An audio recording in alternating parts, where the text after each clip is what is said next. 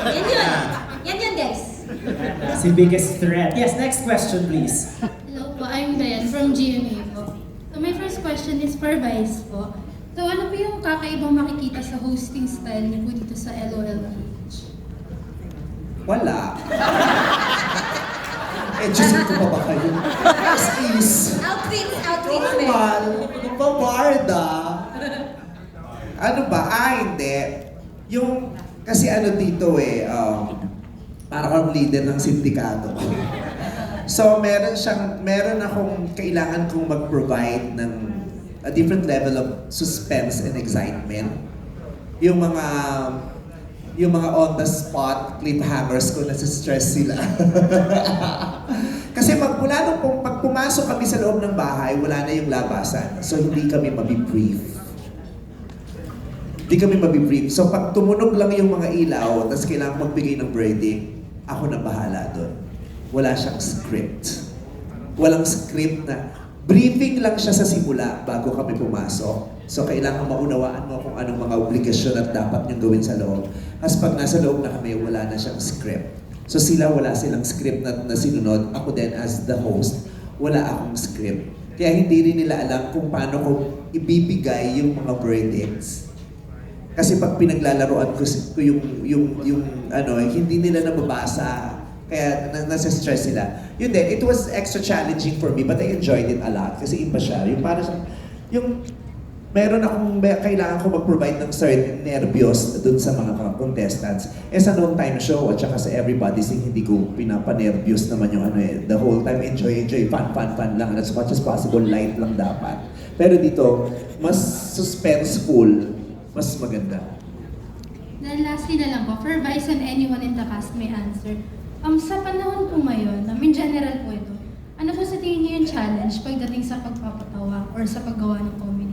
Sa panahon ngayon? Ang daming challenge. True. Actually, ngayon yung pinaka-challenging time para sa mga comedians magpatawa. Especially kung, sabi ni Meme Vice, iba-iba yung brand ng comedy.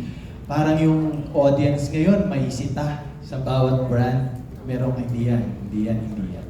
So instead... Wala nang natira. Kasi lahat yan hindi pwede yan, hindi ganyan. Tapos wala nang gustong matira. Correct. So hindi mo na alam kung may napiplease pa ba tayo? Kasi or hinihintay nyo na lang may masita kayo. Parang ganun yung pakiramdam namin. Although I'm not saying in general na ang hirap nyo ng i-please or ang hirap na natin palang i-please sa comedy ngayon. It's just that more people are opinionated right now. And to each is its own. So maybe tama si Meme Vice what's funny for me might not be funny for you. So iba-iba yung target audience natin. Ang hirap lang pag na-generalize na bad comedy. So I mean, pag nafi-filter, may napanood akong stand-up comedian na gusto ko lang i-share na sinabi niya is actually ang mas pinaka-nakakatawang comedy is when you're talking about truth. Pag pinag-usapan natin ng utot ngayon, nakakatawa kasi totoo yung utot. Pero pag hindi totoo yung pinag-uusapan natin, hindi siya nakakatawa. It's make-believe. So, siguro may nasasaring lang sa atin. Kaya gano'n. But, nonetheless, we're still hoping because dahil sa social media and everyone, parang mas aware naman yung mga tao ngayon sa brand of comedy. Like, stand-up comedy is booming now, yung may improvement. Deadpan comedy is booming now. So I think it's just challenging. But as comedian, ini-enjoy pa rin namin kasi gusto namin nag-enjoy yung audience. Teatro daw siya. Talino, jowa ko yan. If I want to add, and may I add in something? Go, add. Kanina it was asked ng round table na natatakot ba kayo about cancel culture? I think Gerald already touched on some things about that. Pero I think Vice being at the helm of this show, and he's constantly in hot water because of what he's saying about particular social issues, I think mapangahas maging, more than comedians, we are artists on different levels. We can sing, we can act, we can dance. Napaka-broad na terminolohiya ito, pero proud ako na puro artists na genuine yung kasama ko sa show na to. And having somebody like Vice who's courageous and brave enough to talk about things that aren't normally talked about, pushing the envelope most of the time because we really need to make these professionals, these experts laugh. So it's a highly competitive environment. Hindi kami napupulis or nakiklip yung wings namin kasi siya mismo nagsasabi sa amin, gawin niya yan, go. And minsan siya pa yung tatawag, may telepono dun sa bahay, ayan, meron akong clue, may telepono, uutusan niya kami ng kung ano or may itatanong siya, tapos kailangan namin gawing nakakatawa, kahit nakakatakot, paminsan-minsan, or may matatouch kaming topics na we would think that would be sensitive na pag-usapan. But I think kailangan ngayon ng mas maraming thinking actors. Kailangan ng mga komedyante, lalo na napatatawanin kayo, pero at the same time, paiisipin din kayo at bubukawin yung kamalayan ng manonood. So, salamat sa pagkakataon na ito sa Pride Video at saka na mapagsama-sama nyo kaming lahat kasi we get to showcase exactly that we're brave and courageous to do our comedy regardless of cancel culture. May gusto rin akong i-add. Kasi kanina you asked kung ano yung bago sa si Meme Vice yung nag-host, so dami niya nang ginagawa. Kanina din kasi nasagot na rin yun dun sa Pocket Press ko din kanina na meron kasing ginawa si Meme dito na walang script, di ba? Papasok siya. Na hindi lang kami ang kinabahan. Pati ang crew, pati ang lahat, everyone, sina Direk. Kasi grabe, siya lang yung nag-isip ng kung anong gagawin dun sa situation na yon. At dito nyo talagang makikita kung gaano siya gagaling sa craft niya. So, yun na. Abangan nyo.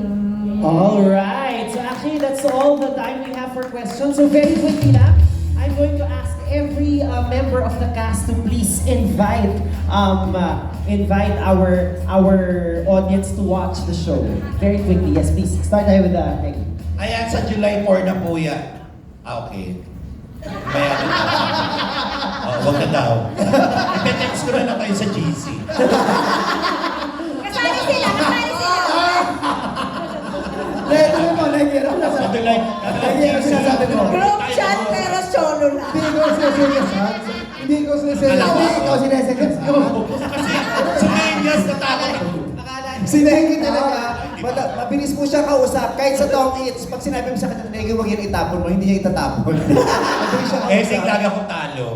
So we have room for one more question. Yes, and then after that, basically what we were trying to accomplish earlier. Yes. Hello, sorry. Tony from Subselfie.com online magazine. Actually, Tony! Tony! Yes! Si Tony! Si Tony! Ito si Tony! Guys, isang bagsak para kay Tony, oh. Okay. Ang Di ba, laki Nick? naman, Isang Tony. bagsak para kay Tony. Sabi, Nick, Dalawa. Bilis ka sorry usap. pa. Well, actually, this goes for the showrunners. Kasi hindi pa yata napakal, but I'd like to ask on the complexity of the production. Maybe you can share direct and the Ano rest of the yun? showrunners. Complexity. Gano? Reflection. Kailangan may interpreter tayo sa Or reflection. Hindi nyo kasi sinali sa GC eh.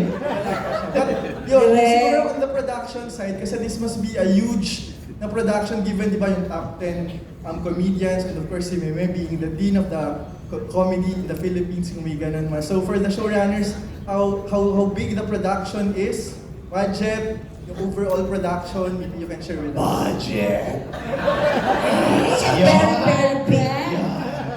Well, dito sa setup lang, production logistics-wise, we had 26 cameras to cover para ma-capture yung smile na yun.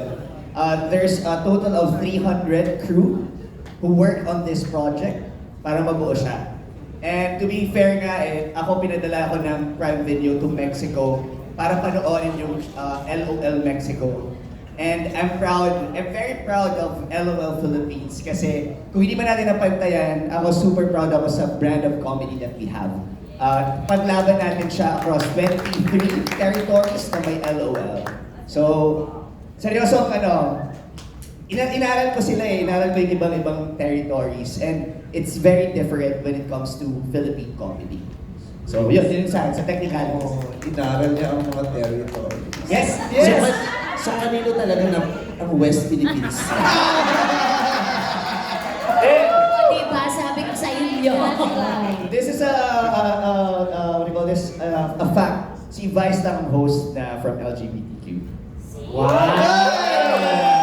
Yeah, so we'll have our other showrunners answer the same question. So how was the whole production undertaking like for this show?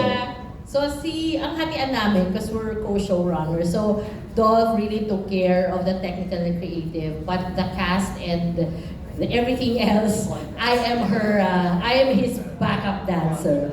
So, so I think the most challenging for us is putting together the cast, because you have to consider so many comedians. I mean, we didn't have any other option but to get Vice as the host. Siya talaga. Wala talagang iba, si Vice talaga. Now, of course, the 10 contestants, we really needed to look at each and every one to make sure na iba-iba sila. To represent all kinds of comedy, to represent all brands of comedy. Because that was very important. Katulad na sabi ni Vice, iba-iba naman talaga ang take ng comedy sa atin, sa ating mga Pilipino. Merong physical, merong salita lang, merong expression, pero importante sa amin na mabuo yung cast na talagang magkakaroon ng chemistry because that is where the comedy will come from. Right? Otherwise, dapa kung hindi mag-gel yung 10. So I think that was very, very crucial. And of course, dealing with each one of them. Kasi iba-iba sila eh. So, and then making sure, no, putting together the brief, putting together, and I think it was hard for us to decide, is this kind of comedy possible? Kasi syempre, not everything can be shown, right? So, importante yung decision factor.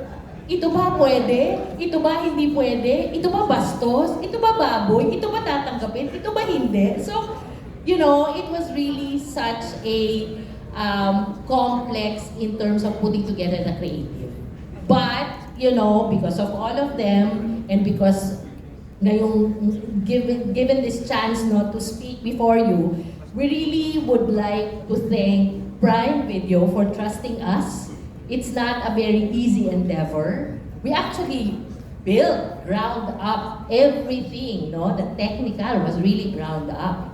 So, months of planning, and I think yun yung value ng months of pre-prod, no, na ginawa namin, and then we came to the actual production. We were given so much support by Prime and so much leeway also, so that the comedy that we wanted as Filipinos lumalabas. So I think that's a big deal for us. So we'd like to thank Prime for that. We'd like to thank our contestants, and of course we'd like to thank Vice.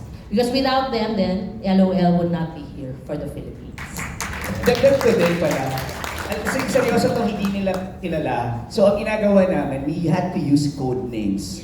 So bawal kami madulas. Kasi the moment, kunwari, binibrief ko si Tuesday, tapos masabi ko na andun si Rufa, mawawala yung suspense. So even sa pagpasok ng shooting day, nakatalokbong sila lahat.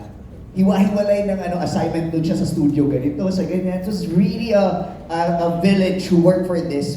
Kaya very genuine yung reaction nila kapag pumapasok. Sino to? And even Vice. Ilan ang briefing na ginawa ko separately, yun ang pinagdadasal ko lagi bago pumasok sa Zoom, sa personal. Sana hindi ako madulas, sana hindi ko masabi na si Vice ang host, sana hindi ko masabi yung ibang.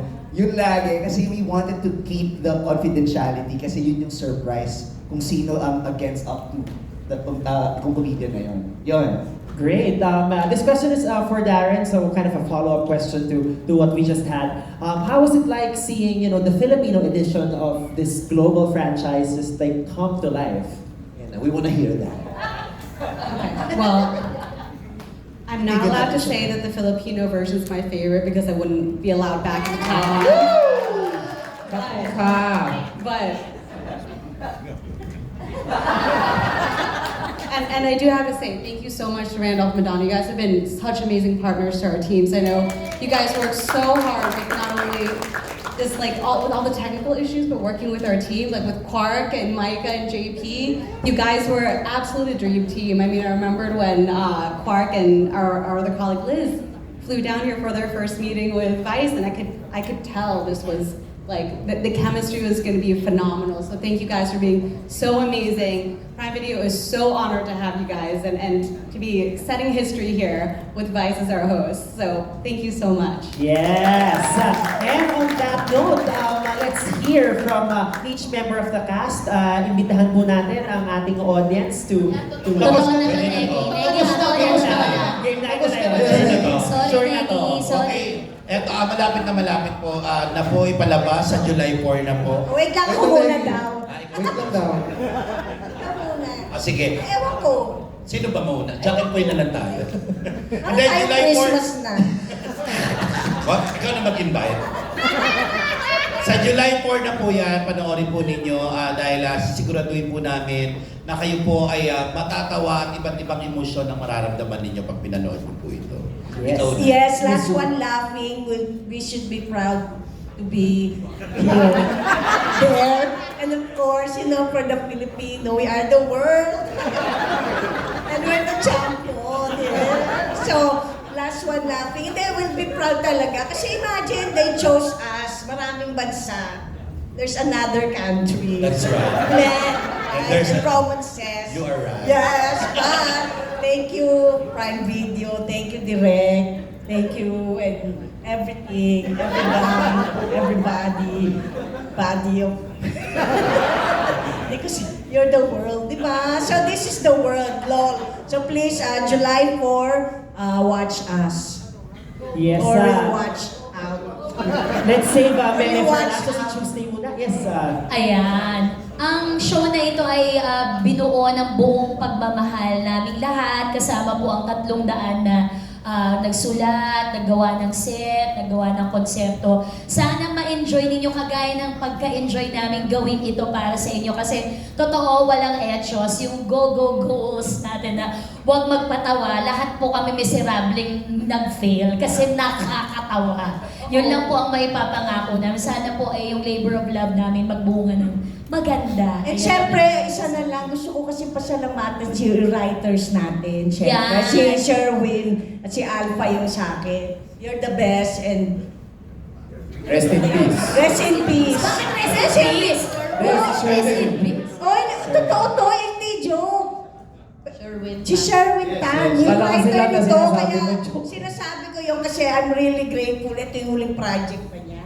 Hindi, totoo to, i-google nyo. Hindi sila naniniwala. Si Tuesday, hindi alam. Di ba? Hindi, totoo. Hindi, akala ko ano yung nire-rest in peace. Kasi pag si PG, nagkaseryoso to, pero... Sorry, Siya Sherwin, director ko we sa love you. Baliktaran, tsaka sa Home Sweetie Home. Ayun, yun lang. Kasi napakagagaling po talaga. Ako nga, nanonood na nga. Pero lang. si Alpha Hindi Boy kasi pa. Vice, hindi kasi Vice. Magpapatawa pala ako. Ganun. So, masaya po siya. Panoorin niyo po. Yun lang. Salamat po. thank you, Kim. Yes, invite everybody to watch the show. Nood po kayo. Kamusta no? Seriously, wow. July 4, LOL, last one laughing. Pag ine-expect nyo po na comedy lang yung makikita nyo, lahat po kami dito ay nagulat sa lahat ng mga pinakita po namin. Pinamalas po namin. Tama ba? Tama. Lahat iba't ibang talento ay hinilabas na po namin para lang po hindi kami matawa at nagulat din po kami sa isa't isa. So this is something that we really worked hard for in a way. But at the same time, sobrang ang saya kasing gawin para kaming magkakabarkada na pinagsama-sama at sobrang saya lang namin na hindi kami pwedeng masyadong sumaya. So ang hirap nung part na yun. And this is something that tinago namin for almost a year. Really, no? So this is something that we're really excited about. So hopefully you guys will support it July 4. Thank you. Thank you, Brian. Thank you. Up next, Gerald. Yes. Maraming salamat sa inyong oras na nandito po kayo ngayon sa Okada. Marahil yung iba sa inyo yung taga-North pa. Pero yun, maraming salamat po. Ang personally, nakaka-proud makasali sa isang palabas na kagaya nito dahil lagi kong naalala, ang iniisip ko noon, I think everyone gave their best because para sa akin personally, ang daming komedyante. Nung napili ako dito, I have to give my best. So, I assure you, everyone dito sa cast na to, talagang ratsyada, rat-ravan. Ganun yung nangyari. And also, maraming salamat dahil may ginawa yung franchise for the Philippines. Because I believe in Filipino comedians. So, kagaya ng sinabi ko sa pocket interview, what's the comparison between the other countries and here? Napanood ko kasi yung ibang bansa, I think 3 countries, Germany, Canada, and Mexico. Nung nangyari na to, syempre pinanood ko bago mag-shoot, pero nung nangyari na to, dito may nag-performance art. Nung may kumanta. Nung may sumayaw. Nung may nagpatawa, talagang nagpatawa. May deadpan comedy, may slapstick comedy. Everything is in here. Plus, we have Vice Ganda as a host. And our writers, direct, andito sila. And of course, rest in peace, Sherwin, a good friend, who hindi na niya inabutan to. He passed away a month ago, I think a few weeks or a month ago. This is probably his last streaming program na sinulat. And everyone is really into it, to win you guys. Yun. Thank you. Nag-add ko rin, bago si Pepe, sorry. Dito sa show na to, napatunayan ko po na walang jowa-jowa pagdating sa 1 milyon. Silang dalawa pinakamagkalaban sa totoo lang. Yun lang! Panoorin nyo na lang. Munti ka na sila mag-break dahil dito. Yun lang po. Gusto nyo ng issue sa Kim Che, di ba? Nood kayo, guys. Yes, Pepe.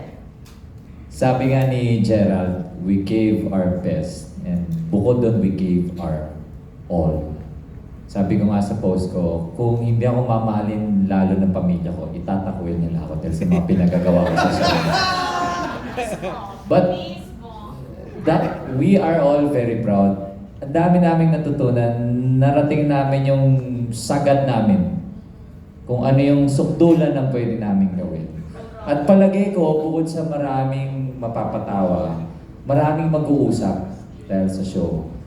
Pwedeng maging, it has the potential to be a blockbuster and at the same time, controversial, I can say. At para sa akin, ang ganda nun kasi pag-uusapan siya. Pag-uusapan siya para, kanina kasi nabanggit yung cancel culture. Ako para sa akin, ang maganda sa cancel culture, ang silver lining ngayon sa cancel culture, lahat ng opinion natin na ilalabas na natin. So kung hindi okay sa'yo, pero okay sa akin, bakit? At ibig sabihin ba nun ay hindi na siya maganda o para sa'yo lang hindi maganda? Para sa akin naman kasi yung comedy, may mga ilang golden rules na. Like for example, yung pumatay ka ng aso sa national TV, yun talagang hindi nakakatawa yun. Pero kung sa akin hindi nakakatawa, at para kay Kim, nakakatawa. So there's a place for respect. Diba? Hindi. Ibang, nagbubo na tayo. So, ibig sabihin lang, ang ganda siya, yung show, it is a show kung saan pwedeng mapag-usapan yung compromise. Na para sa akin, golden ngayon sa panahon ng cancel culture. Bukod doon, palagay ko, masayang panoorin yung show kasama ang barkada para may kahampasan ka. O pamilya mo, or kahit anak mo, kung magaling ka magpaliwanag na hindi magandang gawin yung ginagawa ni Gerald at Pepe. Kung magaling ka magbigay ng patnubay ng magulang. At bukod doon, katulad ng sinasabi nila, July 4, kita-kita po tayo sa harap ng ating mga TV at mga laptops. Last One Laughing Philippines. The best Last One Laughing Philippines. Yes. Thank you, Pepe. Next cast member, yes, Chat. Ganon din po. Ang gaganda na sinabi nila eh. Ang gaganda na sinabi na. Paano kami mabuli?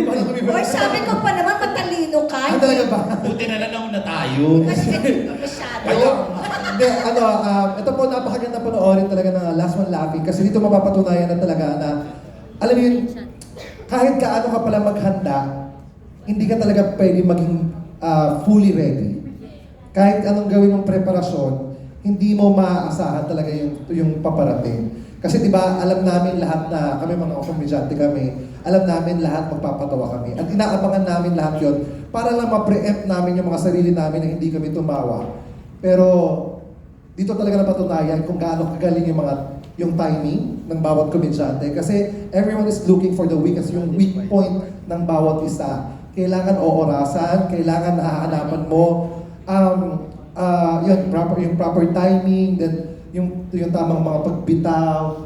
Saka with every kind of comedy, dito kasi akala natin, alam na natin lahat ng uri ng komedya. Pero dito, madidiscover natin yung iba pang kayang gawin ng isang komedyante. For example, si Negi na brandagan niya ng comedy niya, biglang makikita nyo, hindi lang pala yung kaya ibigay ni Negi. Meron pa pala. So, parang it's one way din na natitigil yung pagiging stereotype ng isang komedyante na yan lang ang kaya niya. Meron at meron pa palang mailalabas. Comedy can evolve. And I think last one laughing is a hope din na hindi talaga tuluyang mamatay ang comedy. Kasi sa totoo, din nga, tulad ng sinabi natin, maraming cancel culture na pinipilit na, alam mo yan, minsan kasi hirap tayong magpatawa dahil iniisip talaga sa subconscious natin, baka meron tayong masabi or makancel tayo. Pero dito, sa Last One Laughing, hindi takot eh. There's only one Kasi only one million! One pala, hindi ko na kaya. Gusto ka na mag-English? Ginalingan nyo kasi masyado eh. Sabi ko, pinulit lang naman na lang ito sinabi namin lahat. Ang sasabihin ko lang naman sana, July 4 na Huwag ka naman mag-pressure. Hindi, basta ito, magandang chance po ang Last One Laughing para mas mapatibay pa natin ang komedyang Pilipino at mas maging malawak ang kaisipan natin pagdating po sa komedya. Komedya po, napakasaya. Huwag niyo pong piliin maging malungkot. Tumawa po tayo. Last One Laughing. Thank you, Chad. Jason? May nanonood po sa atin from Thailand. Yeah. I'm sure you're wondering what this is all about. So let me tell you what we're going to do here tonight.